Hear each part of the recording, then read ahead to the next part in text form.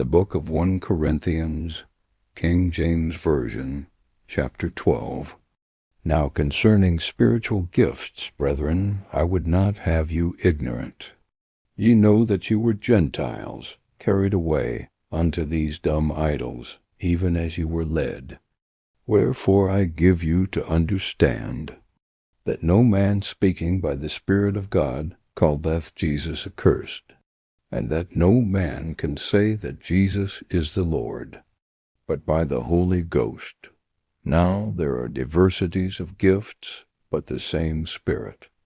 And there are differences of administrations, but the same Lord. And there are diversities of operations, but it is the same God which worketh all in all. But the manifestation of the Spirit is given to every man to profit withal. For to one is given by the Spirit the word of wisdom, to another the word of knowledge by the same Spirit, to another faith by the same Spirit, to another the gifts of healing by the same Spirit, to another the working of miracles, to another prophecy, to another discerning of spirits, to another divers kinds of tongues, to another the interpretation of tongues. But all these worketh that one and the selfsame Spirit, dividing to every man severally as he will. For as the body is one, and hath many members, and all the members of that one body, being many, are one body, so also is Christ.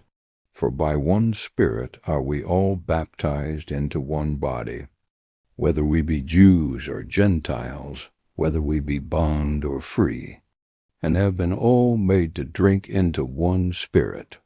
For the body is not one member, but many.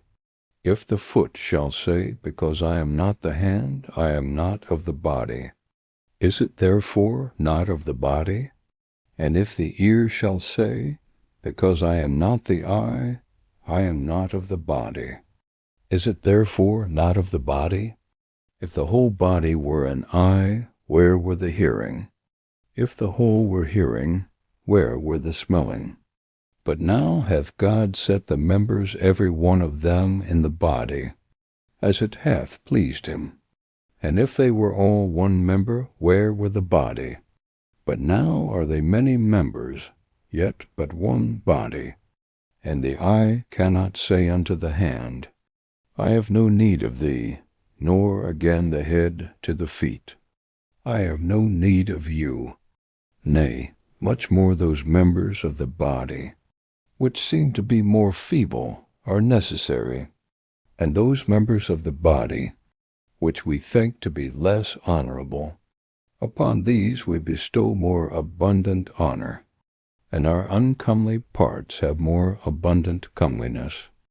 For our comely parts have no need, but God hath tempered the body together, having given more abundant honor to that part which lacked, that there should be no schism in the body, but that the members should have the same care one for another.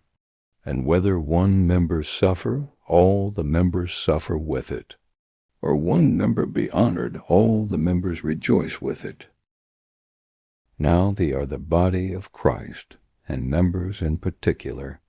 And God hath set some in the church, first apostles, secondarily prophets, thirdly teachers, after that miracles, then gifts of healings, helps, governments, diversities of tongues. Are all apostles? Are all prophets? Are all teachers? Are all workers of miracles? Have all the gifts of healing? Do all speak with tongues? Do all interpret? But covet earnestly the best gifts, and yet show I unto you a more excellent way.